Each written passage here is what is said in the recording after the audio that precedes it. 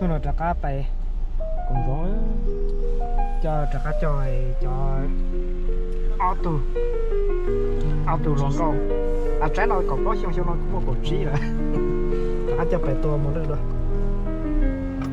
trái nó một to một lần to xong nó trả cá một to sẽ trái nó có lỗ xong cái gì một lần cả tận xong nó cột trí xong rồi xong một lần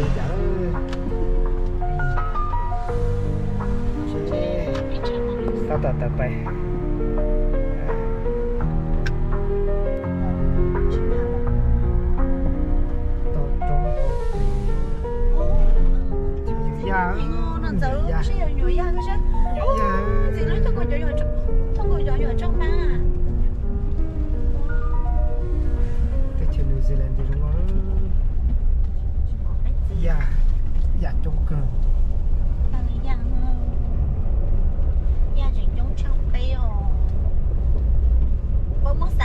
ít từ tuần này trâu từ giang này là New Zealand à, ít lúc tao tuần này trâu từ giang, ít tuần này yêu trâu từ giang, từ từ là giang chống chăn đi bộ,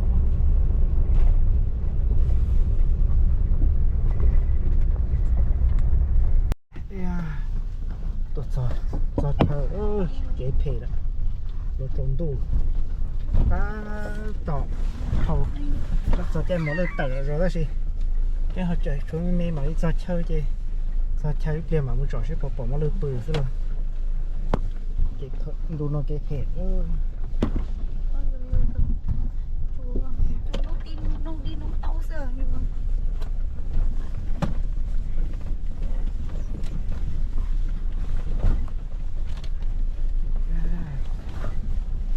nó chỉ mình chỉ phê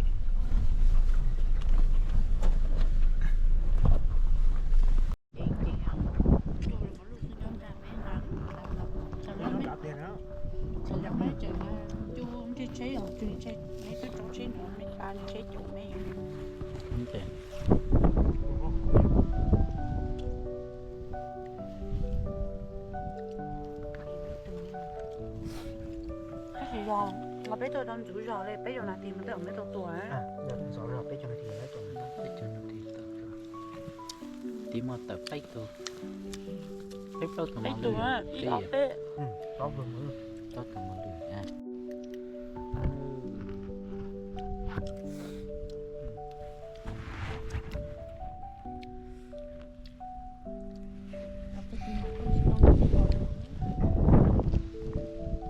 trẻ tôi nó phải bị chưa hello nha Dòng tôi phải chơi lạnh gặp lâu lạnh tôi chơi lâu lạnh cháu tao khu xe trời xong ở tận nó bếpพื้นrồi nó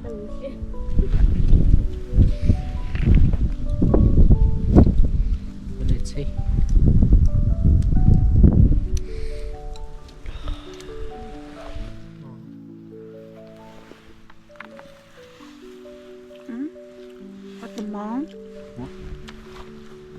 tò mò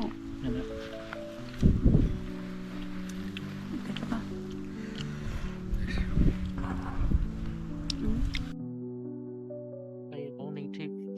Welcome back. We just woke up and do some chicken. So hopefully we'll see something early in the morning. Roughly about 5 o'clock in the morning. So just do some chicken and then see how they go. Right, using a thermal. Just to do some chicken on the thermal. That will catch up and will show where the animal is. So yeah,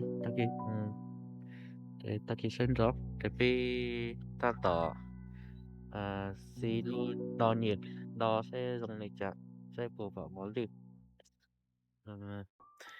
Thì trong đây yếu chỗ thì tỏi pla cho nên là nó sẽ nó sẽ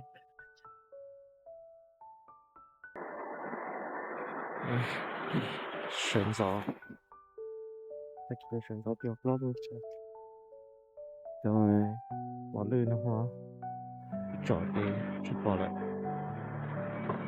chế cái shape của tờ đi chả tại vì nó tiếc là căn thừa lại chỉ mong tờ căn thừa đó nó căn thừa ít tiền là chỉ căn thừa lại sẽ có thì cả trong đôi thì nó chế sẽ một quả tờ đi chả nữa.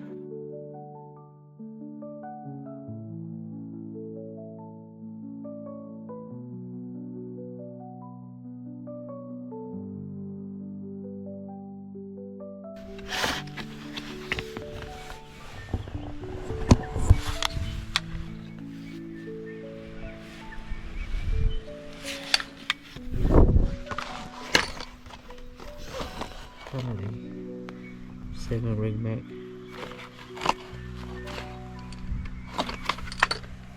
Actually, quite expensive.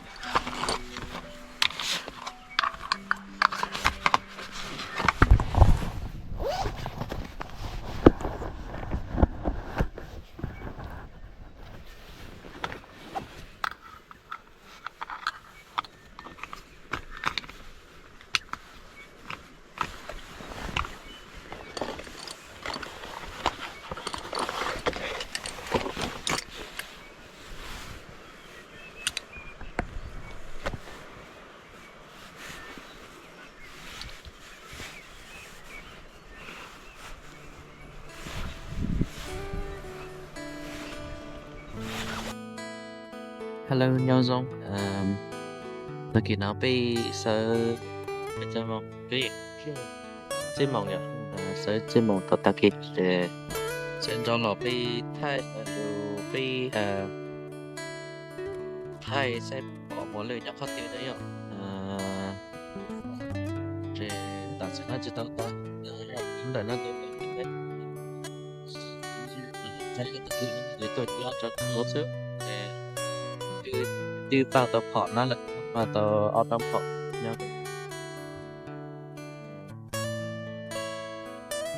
cho nó thì trong cái này sang em 6.5 criminal and 7 ring max, so I think in US they call 70 and got our long range camera, get ready, so pretty much everything ready for what you can see. Hopefully animals come out soon. We saw a couple of pigs and few deers last night, and also we bumped into a deer on our way coming here, so it's quite fun. Yeah, in New Zealand the grass starting getting a bit yellow now. Pretty much like start new summer, so early summer. We'll see how they go, and hopefully things going well today. We just need a little bit more light to clear out, and pretty chill day I believe. A bit cloudy, but it's perfect for our thermal, so that's good thing about it.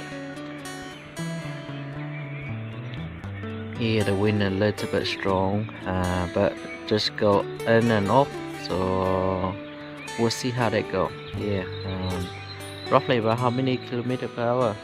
About 20, maybe. Yeah, roughly about 15 to 20 k per hour. While the wind coming, so yeah, we have to watch out. And if we make a shot, we have to take a wing, allow wing call. So we'll see how they go, and we'll keep the update.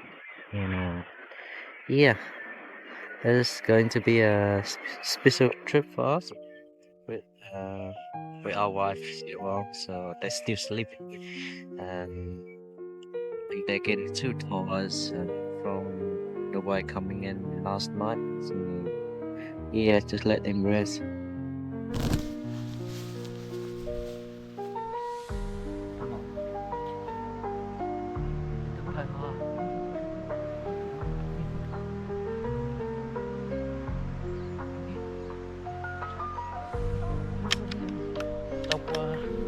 Cầu xa.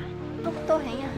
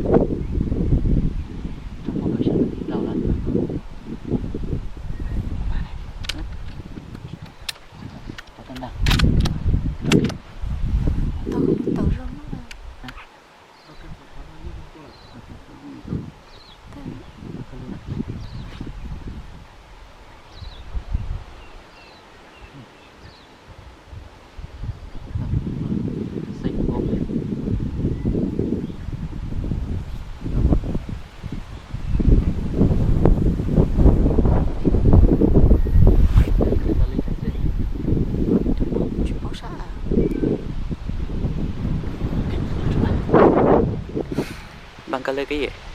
Tao như trắng tao này nó mấy gì to ok? Tàu này không to hơn. Tao á? Tao biết tao cho tao. Tao có nó tao biết cái đó.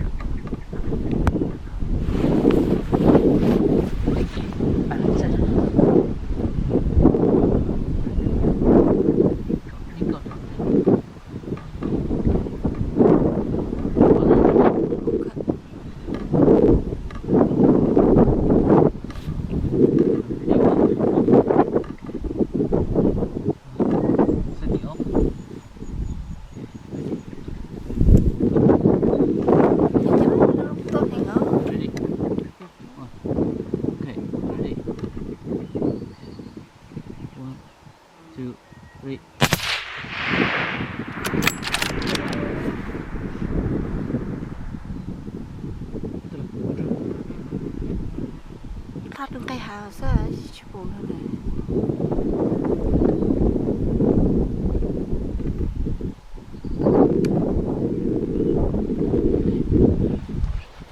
Can đi không nó. Bây giờ. Okay.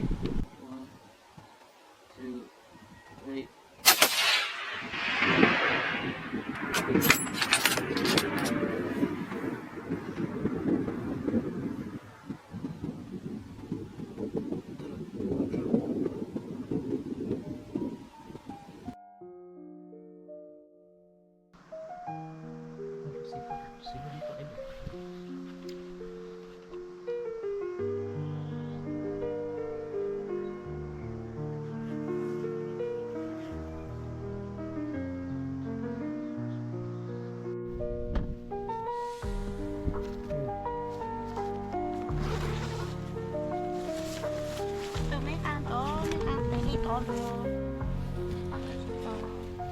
Tụi nó có chỗ nào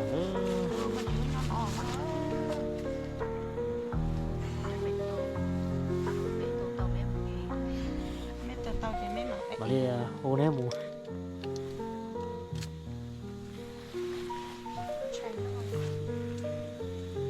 đi cho một món lương với chị tôi chỉ lấy để nó cho nó xem cho nó chứ nó về nó cá xe nó đã chịu chưa là nhận lên ha nó cho tiêu nào chỉ tao nó đua à nó thứ ba cơ rồi rồi lô lối này vì mấy tụi mình từ sớm này lắm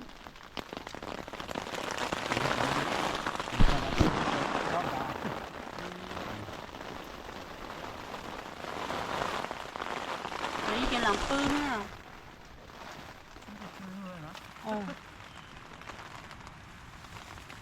thì nó nếu chỉ cho xem mà lư chống không Ừ. tí cho mổ thế em Đấy tôi chấm màu đấy tàu cho mổ con đấy cho mổ chết màu mi nhọ Ừ. chấm màu mi nhọ cho tới chết chết tôi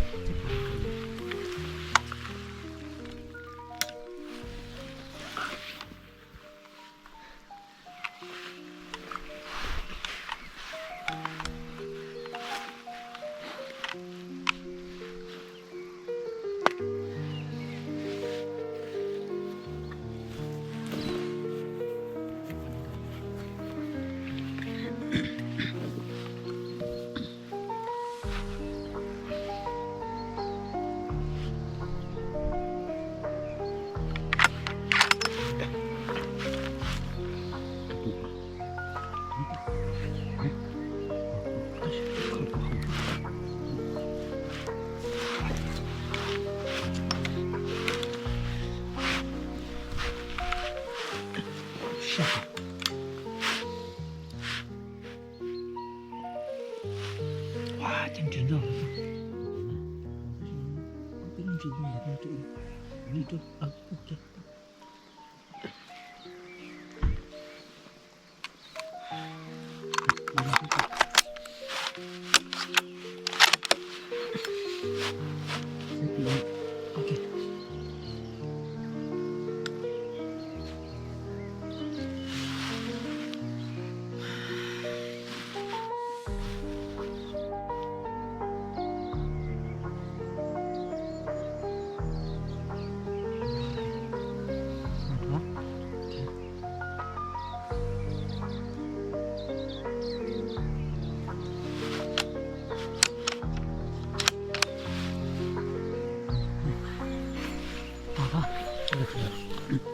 Safety off, safety off.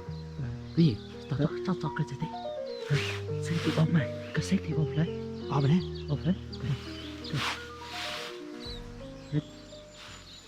Ok, cái safety off chứ. Ready. đi rồi Ok. Được. Tao đi rồi. Cái gì đó? có một chút Safety off á. Tao cái tiếng tịnh tao cần.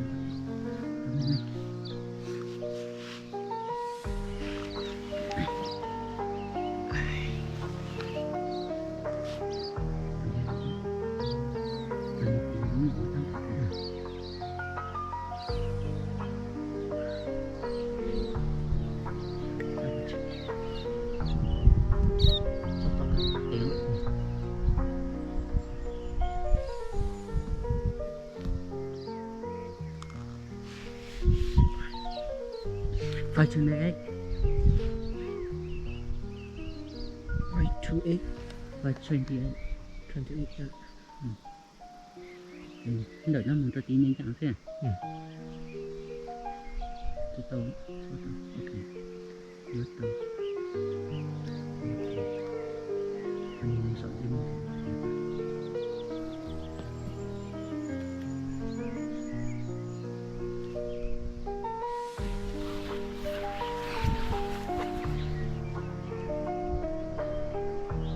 đun hình thành được rồi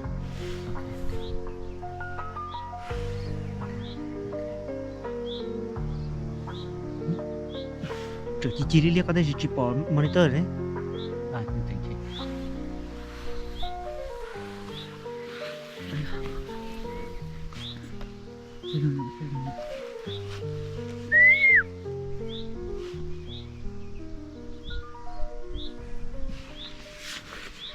cái gì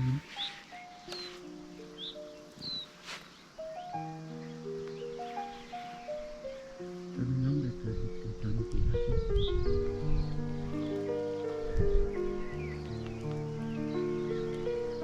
anh còn rong hay còn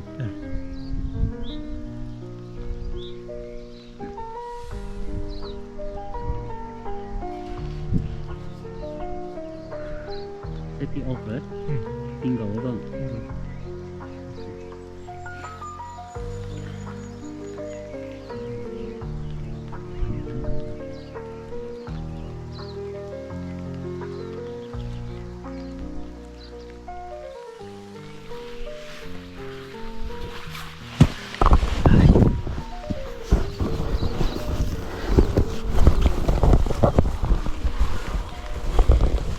Say xong rồi chắc thế.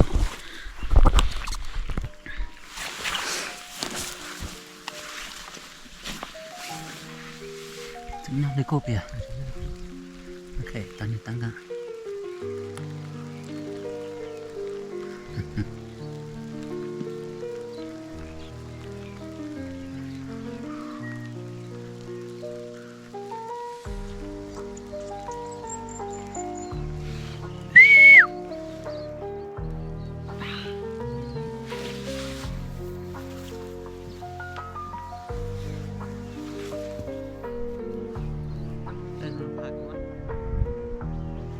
Tôi còn cái tốt sấy nữa không con? Còn cái tốt sấy không con?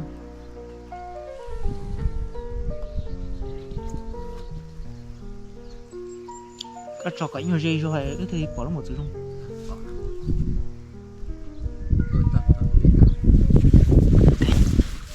Mantap. Cerita ni kan?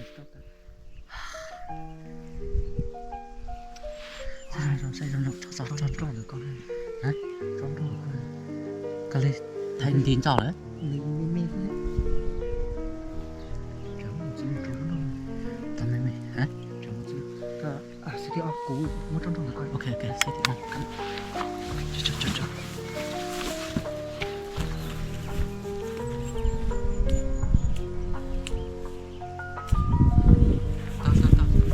Tao. City on. Ok, đúng rồi. Ok. Ok. Ok, tao. Ok, tao mày. Ok. Ready. Ok. Tao cho. Ok, ready.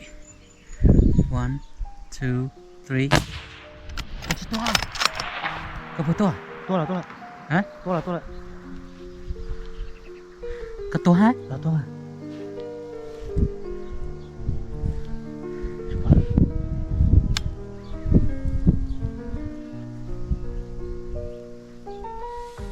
Cái to hả vậy à? Super, nó có trâu thôi. Cái lồng mà chứ đấy.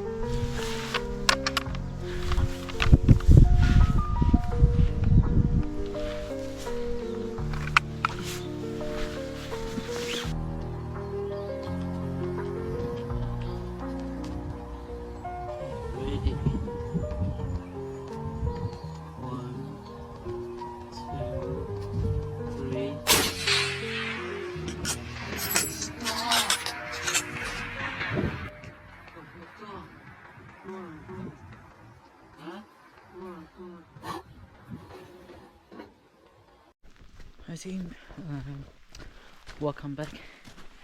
We go for recovery. Thanh tạo mông. Mà lấy. Thanh tạo mông che.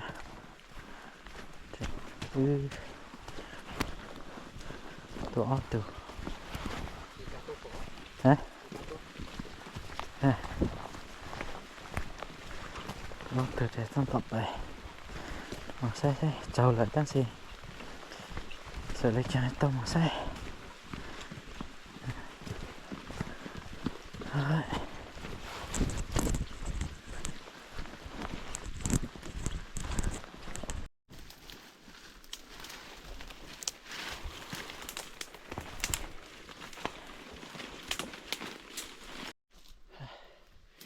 Chăm thở.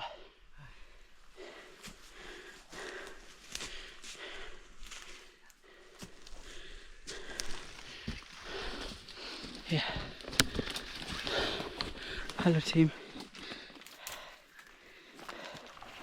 Recovery is so bad. Highly this track. No track, sorry.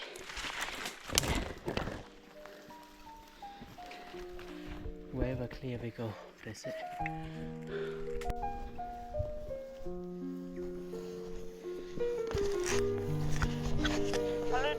Tao từ mà lự. 1, 2, 3.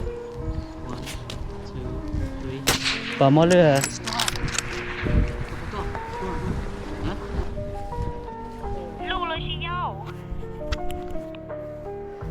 Lụ hả?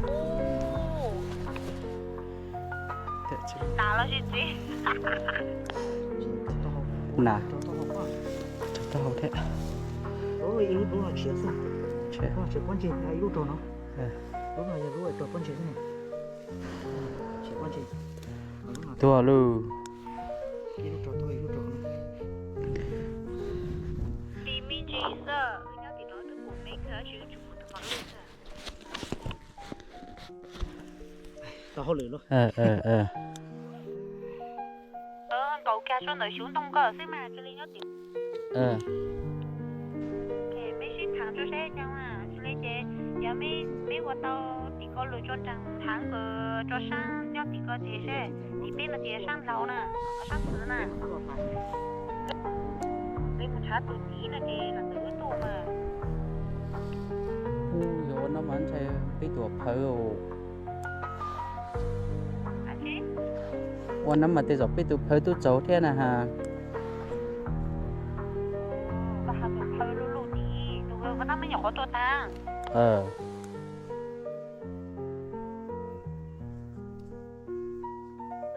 จะเขาไปจะผ่อนอย่างไรคิวเข้าเนี่ย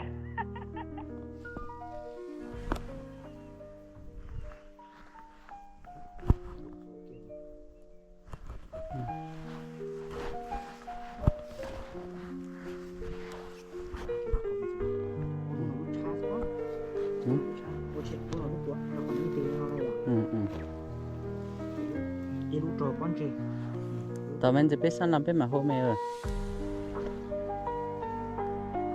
โอเคเลยอ่ะ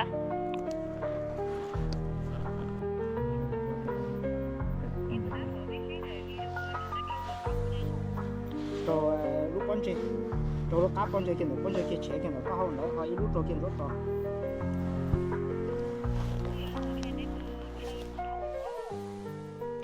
giờ họ coi theo cái chỗ sáng là thì ướt tại sao nó ướt to lâu tụm họ lư nó chỉ uống cái quẩy tôi có bé tôi chỉ có để cho là chỉ cho đó để tới rồi mất tụi nó đại kia nó còn sót chỉ trả cú rồi thế mà mình chết được thôi thầy đua đây ít phở cho nó giờ cái gì phở có sai bao này họ có lúc một chế cố phở để cho số này chứ là con gì thế chạy tôi để cho sẵn đó tôi chỉ tận đấy bây giờ tí này ok cái lúc pha thế là rong gọi đấy bây giờ sai thế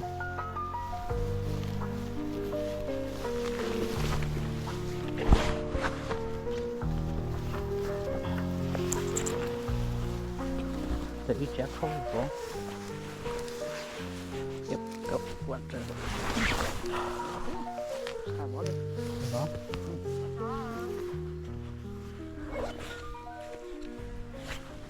nó cái mà muốn sai sao nếu như tỷ có khe kỹ à hết rồi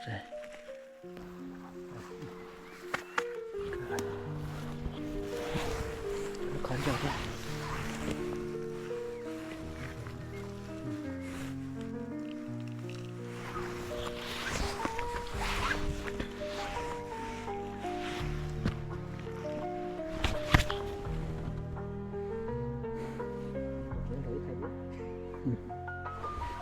mà thở quá mà thay nhá nếu muốn trẻ tí chạy thoát nữa nếu mà còn cái tua nó bé một cái bé chỉ một xíu thay một xíu cái điện số tỏ này welcome back team after the recovery we found all deer down there. Got to go and check the other one. So this one's dead. So we'll go and check, see what's going on. See, hopefully we got it. Hopefully we don't miss. Yep. Alright, all good. And we'll see how they go. We'll keep the update.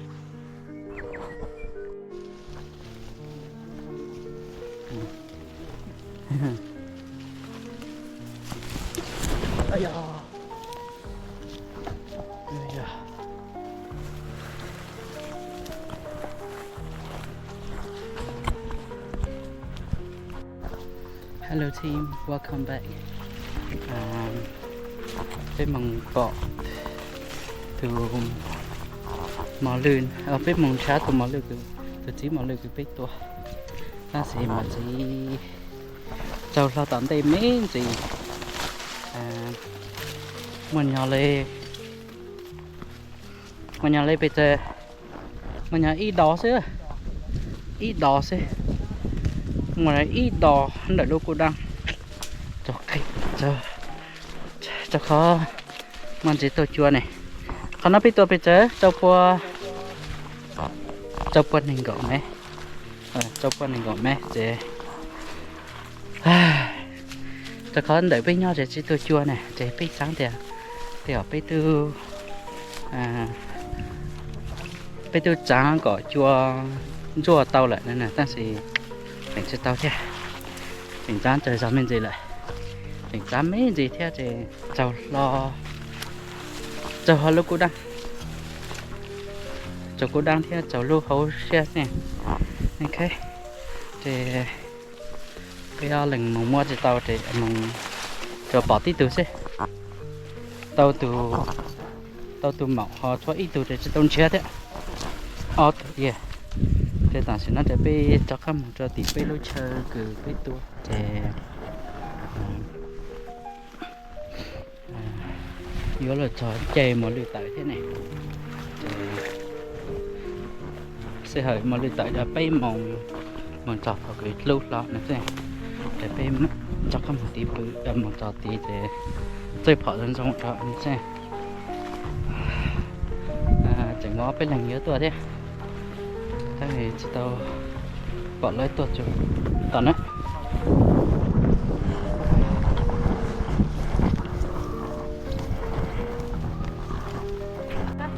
cho nó chỗ tôi cho nó chỉ có tiền rừng rõ nó cho nó trên rừng rõ trên rừng rõ chỉ có tiền rừng rõ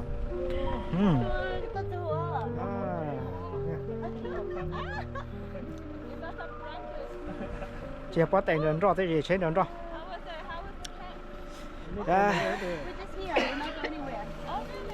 We got one deer and one pig. Yeah. Cái đấy để cho khủng cái đấy em muốn pha tua đấy. Đi chỗ không có tao mới ngon tao hả? Tao chó bó mỏ. Để chó hả chị? Để chó hay rồi.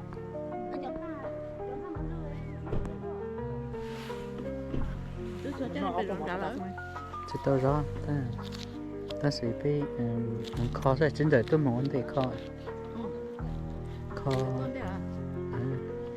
Mà liền mà giống mong mua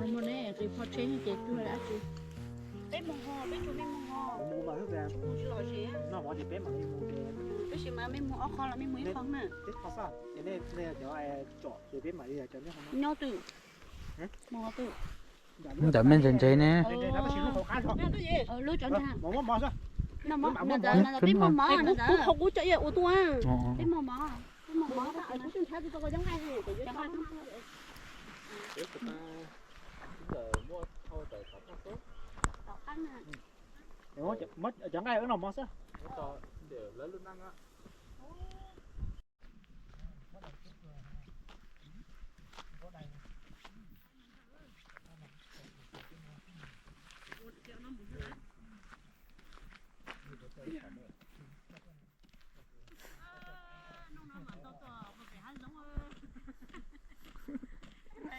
Con muốn chưa? Muốn khó tư. Ơi.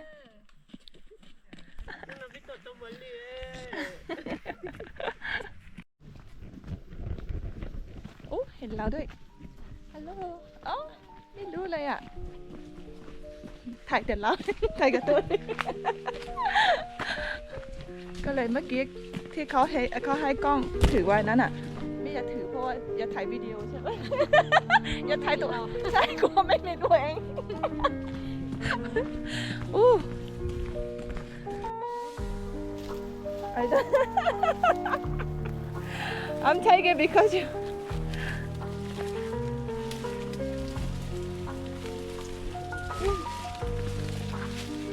ไทยละ โอ้ไปที่ป่านี่แบบลำบากมากดูนี่คนนี้ก็อยู่ ไม่รู้ไปทางไหน Don't know which way to go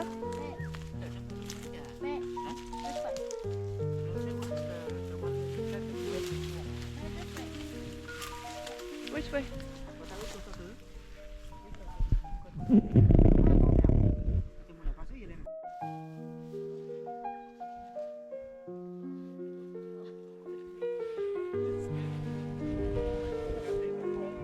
Come on. Đúng rồi, ăn tay nhé.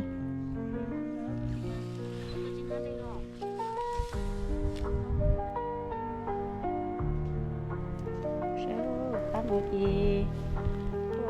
Chiều. Chết camera perlu, pop perlu liu. Ó là nhá tiếng hóa. Ó tu. Sai nó, chứ bố mấy liu. Bố là đúng chăng? Chị. Hi. I'm going chasing other people. They down there. Oh no.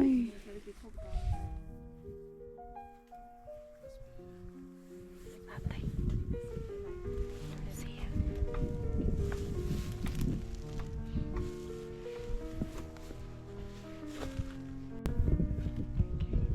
And that's me taking a video and making fun of everyone.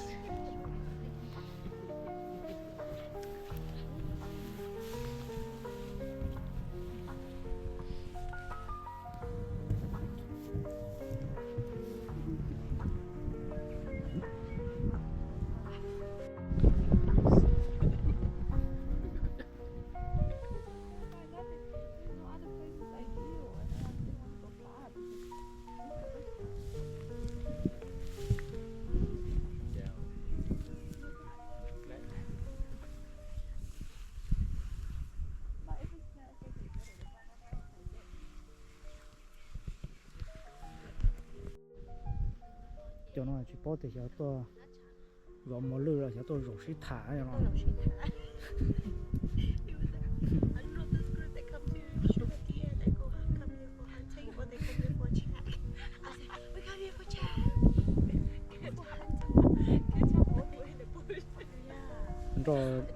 rồi tôi mới chọn bò ta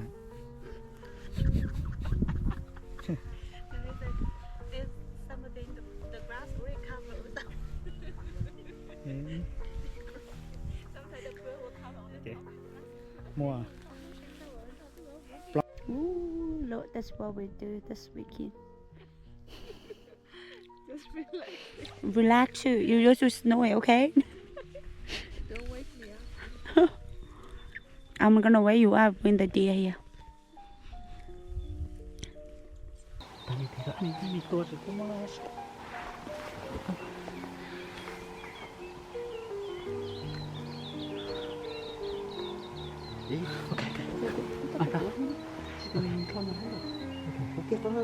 Okay. Okay. Ready? 1, 2, 3.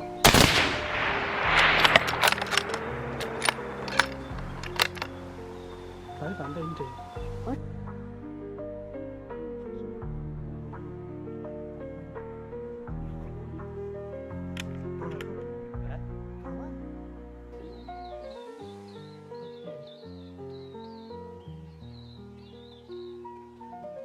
Ready?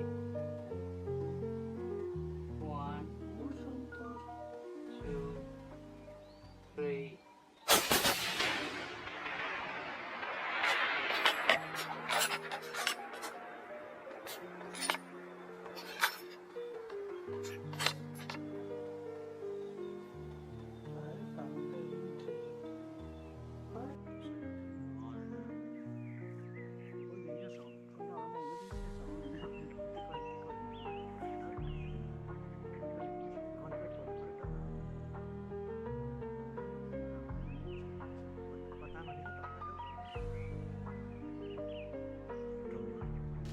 我煮我早点要弄有一有点人这个。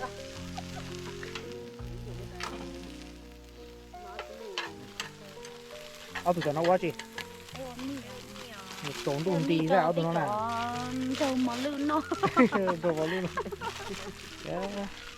ồ menu mày มีแต่เนื้อเท่านั้น ตัวมะลือตาเจรอแคมปิ้งโอเคบาเลตมอร์เด้อนอจะลงนอแซ่บของนอน่ะตัวจั่วผอมมะลือตาจะนอจังนอที่เจนยับต่อตั้งเลยโอเคใช่ไหมบาตัวมอเลย Yeah, I was waiting for them too. Thuộc cháu sao giả đây chỉ chưa kìa. Myself too. I was like, Chỉ món gai món lươn nhá hả nó. But Chỉ if you chef don't đi. need, that's fine too. I'm Cái okay gì with mà that. cái món gai món lươn. Yeah,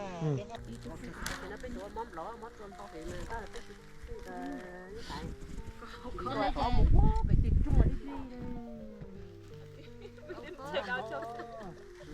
it. We got some pork here too. The one that don't have chopstick can have the fork.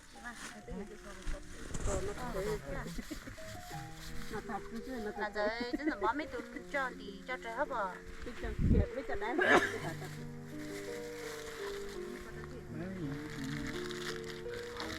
Đúng à?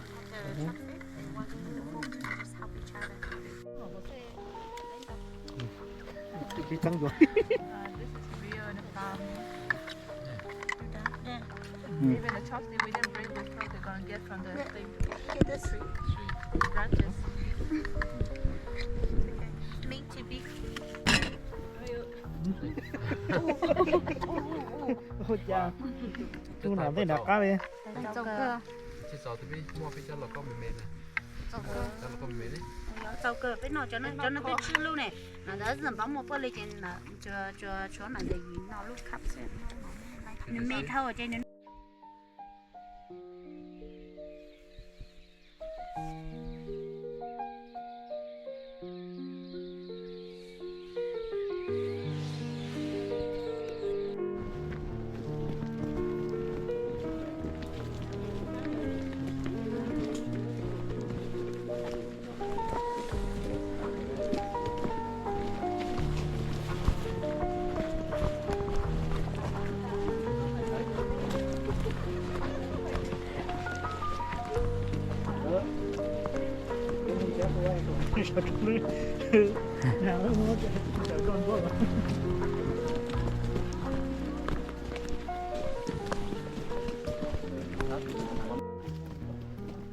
Team, we're heading to recovery.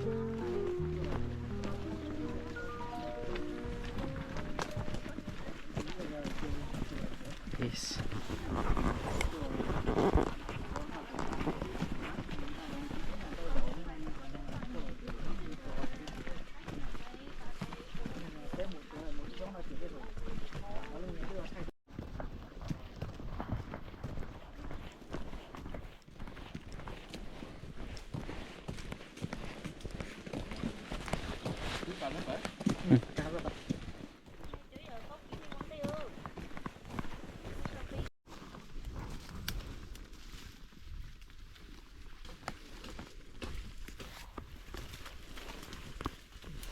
Family trip for fun.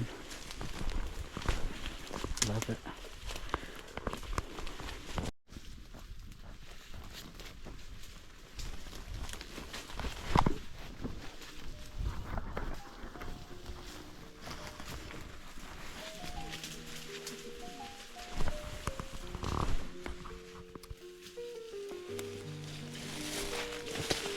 Let's go. Lula.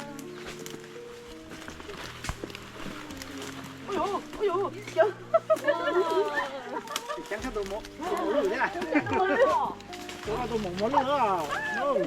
Tao nó có mỏ lươn nó. No. Con cho mày mang. Mà này, cái cá nào luôn mua đó. Cá nào đi rồi đi à?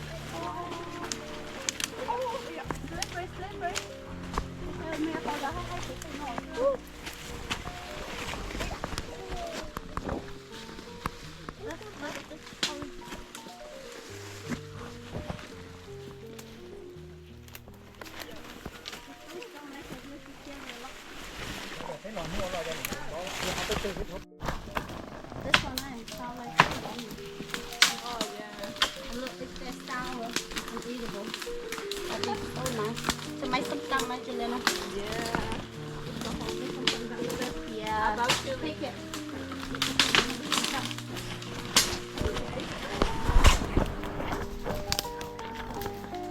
Took the family out for hunting.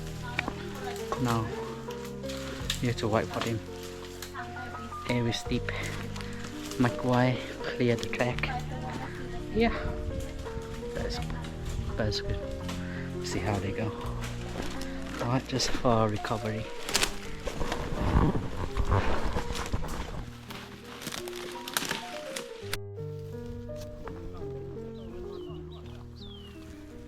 Hả? Nó có luộc á, bỏ luộc. Một lần nào do kiểu Lúc có bao tiểu nón đâu rồi?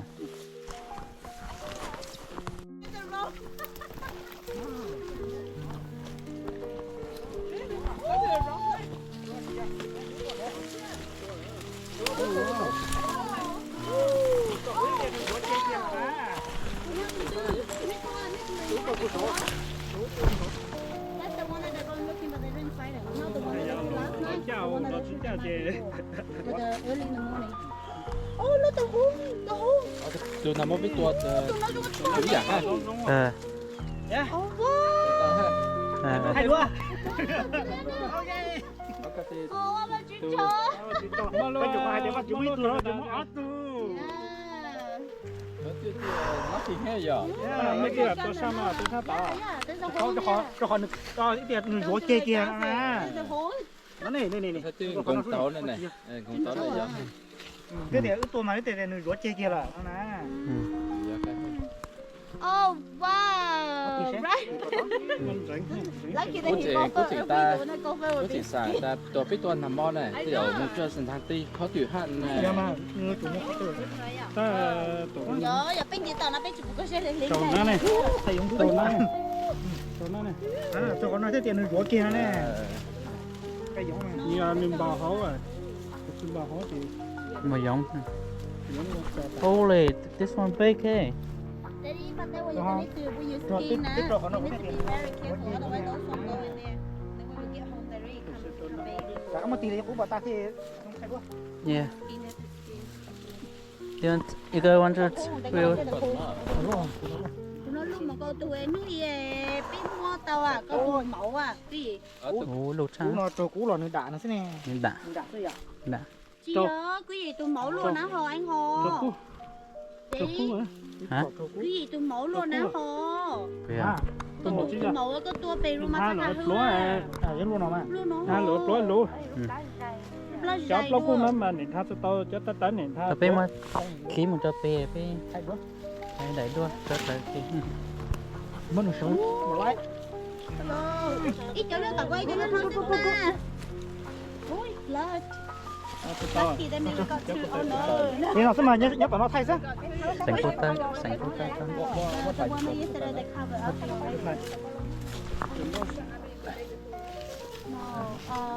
Nó tao thay quá. Yesterday morning. In the morning. Nó sẽ là cái nhé. Để cho con thay để con ha. Tao là cái nhé. Con thay đạn nó. Cho con thả tế. Photo first. Cho con thả tế. Let's do a go photo.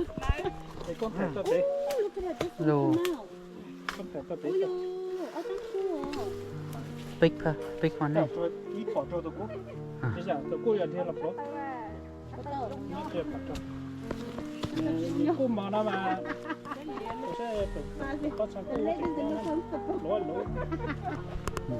Để sang này hổ lối. Cái gì? Rất tiền. Ướt tổ sáng nó nè, ướt tổ sáng nó chỉ sát đó. Có gì cho ướt sát bỏ cái gì sát nó chỉ bỏ. Giờ sát tao thôi. Người tì lên nó nè.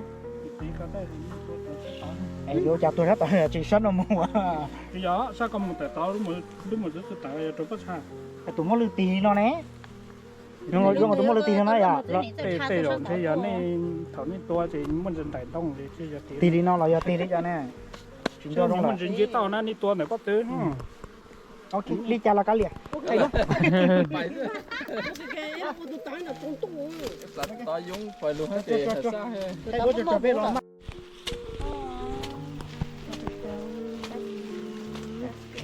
Nice big area too, right? Yeah, my Right in front of us, and then big play that we easy for us to do as well. It's meant to be. So we have a relaxing weekend. I know.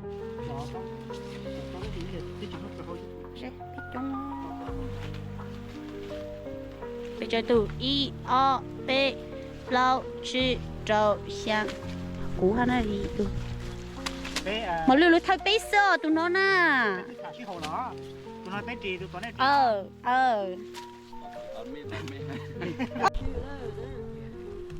Hello team, welcome back. After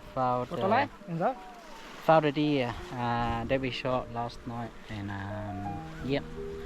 So we're gonna go to the second deer. So yeah, take the team there, their whole family. So take the family there. We actually came here for camping, and then take them for a quick hunting trip. So they love it. Hopefully they enjoy it, and yeah, we'll see how it go, and then we'll keep the update for the second deer. Okay, well, we'll see you shortly. Hello, nhỏ giọng vì cha tao thay tụi mò lư lại để bây giờ ăn món cha từ thì ó để nhỏ chích lên để nó sẽ nó để bây giờ chỉ đâu về nó còng giống để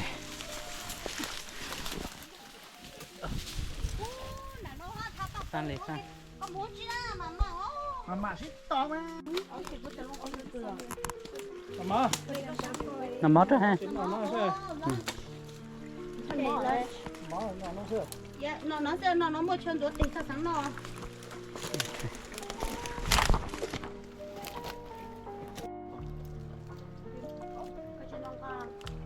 Ăn qua. Ăn mà luôn.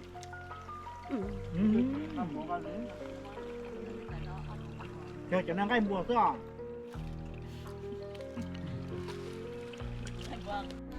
Right, after lunch we're heading off. Hello team, after lunch we're heading off. And, go for the next one, the next deer. I'll be so tired, but I'm pretty sure the team were able to make it.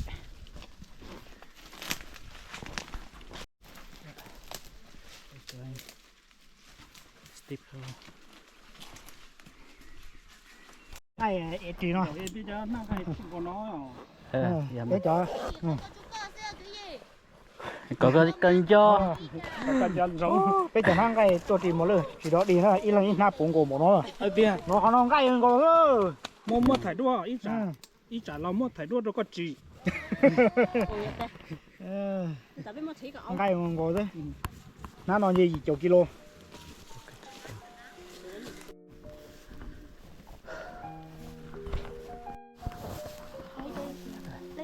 Lấy cha lấy phó lấy năng.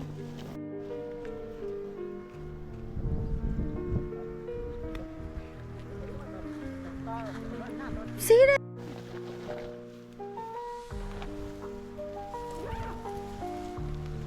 Một thay mẹ chị mình tao cho good view xưa bao.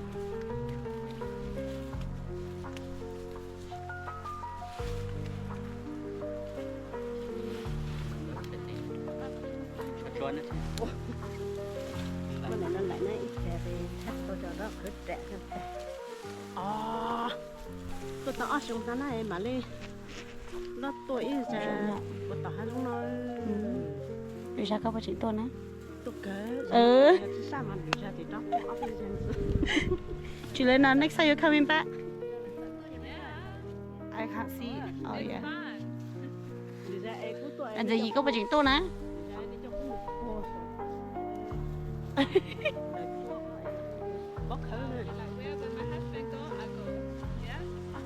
Your husband stay home, then you're not coming. You're good.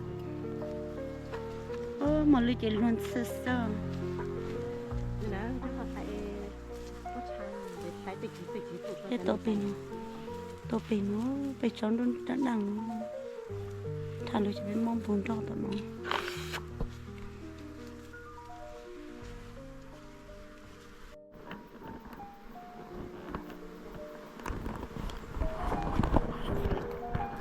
hello teamไปมาต่อมาเลยตานะใจแต่ฉันเอาที่อ้อที่ตานะจะไปมาสอนใจสิอ๋อ all good so second year all dressed up and yeah it's time for us to go home so we're heading home right now cô tu chị em chị á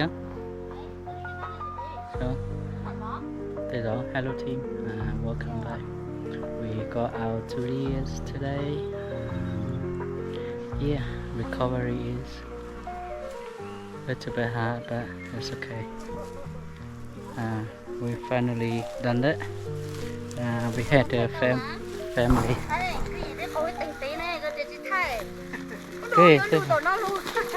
cái tôi kính chào xe yeah so we keep going heading home right now so Cho tía kế ra cho lon to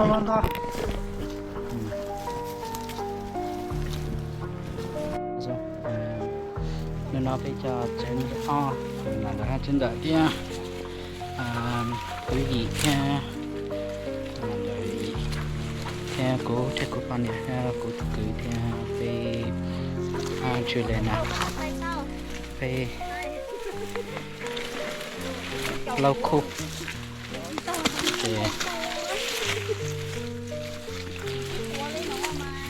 để bay khô để bay tua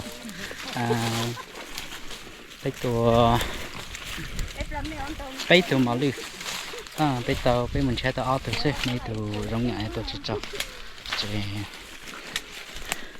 bay tua ít tàu phai thế ít tàu nạ yeah so bây giờ có mua từ phai thằng lại đó ta sẽ tỉnh mong mua từ nạ thì từ bây từ chắc không ngờ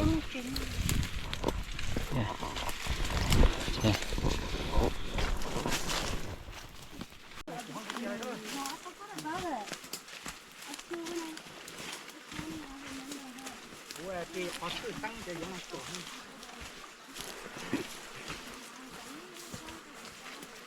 này lò mà chúa chả mà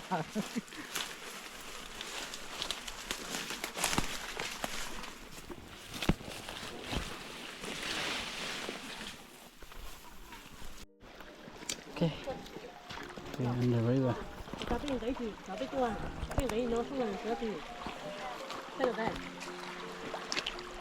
này nó chính là nó tao mà chen gì đấy chán được cái đăng ký cái gì biết nằm mò đấy cái thường gì không cút thợ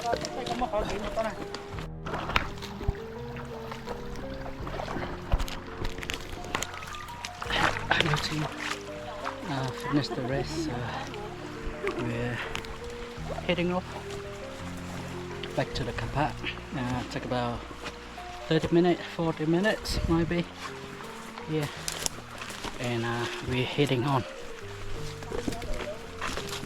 yeah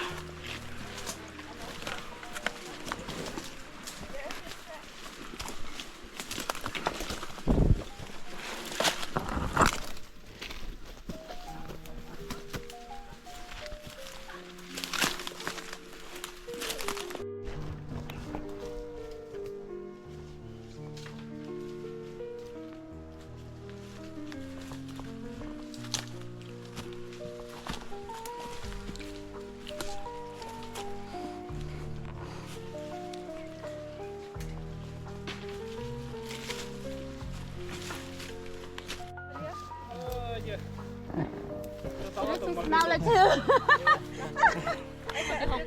Well, I don't even want to go close to. Hôm nay chả sữa, có sao thế? Rồi nó cái trông này cái gì nó chỉ ăn rồi Nhà này. Lười mà. Rồi lên. Vâng. Good exercise. chị có lúc nào cũng hỏi cho kia cơ để chị thấy nó phỏng Chị cho này. ok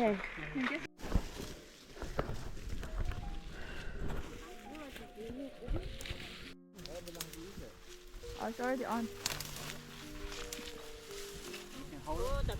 Nó đúng thôi anh đi chú. thì không tao nó ta đây tụi một số phải uống rồi mà thay nhá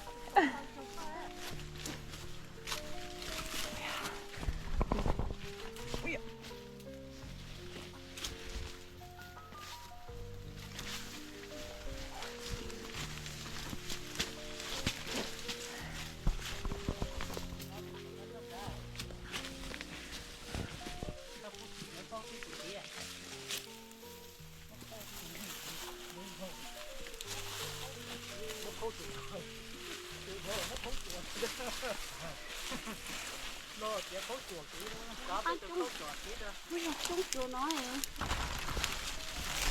sao có những cái khó rồi lo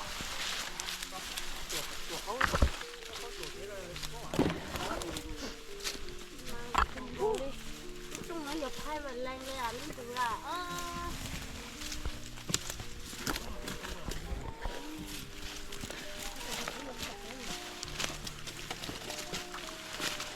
Are we almost there?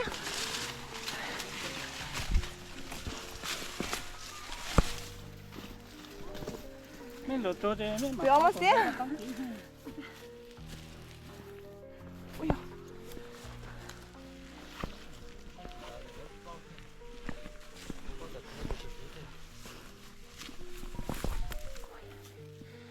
Back to our camp. We're heading home. Right, it's a good trip today. This weekend, we got one stag and one hind. So they're quite heavy and they're big size, good size to eat. So yeah, we got a family here join us this weekend. So everybody say hi say bye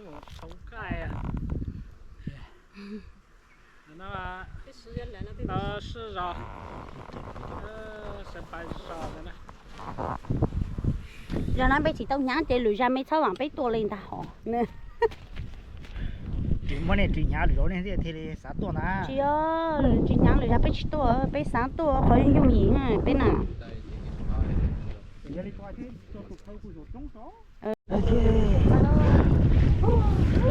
finally the wings here yep, home town. Easy, nice and cool, chill.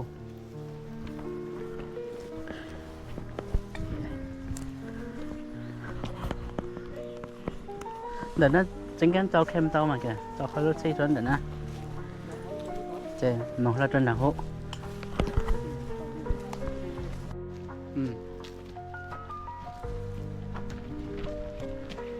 Back on the track, team.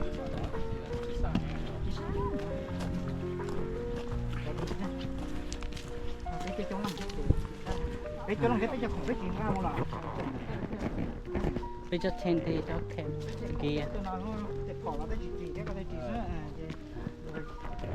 bây giờ còn cái gì nữa cái nhà bây giờ một số mà bây giờ cổ chỉ đồ này cổ chỉ này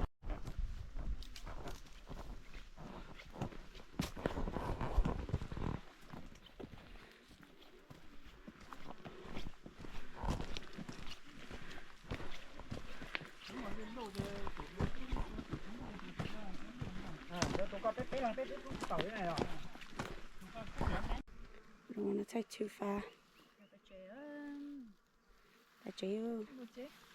yeah Let's go home. ok ê cho cá lồng chè nữa tôi tao auto mà lư cho nó cho cổ lót xong tôi sẽ lấy cho nó cổ chỉ xong rồi tôi tao auto ấy tôi đâu tôi mà lư cái đấy tôi auto mà lư cái gì ít tôi chỉ cho phải ít tôi chỉ cho trong thẻ chụp bọt thẻ đấy là thẻ chụp bọt để tôi tao auto chứ chỉ là auto là đó còn chỉ xong trong đâu rồi là 这兄弟到报信了。nó trái nó chỉ có cổ blog xong thế chứ mà lư trắng mà lư kia cho nó cổ chỉ xong mà lư cổ chỉ trắng mà nếu này chính tờ cho biết tôi mà chỉ pha nữa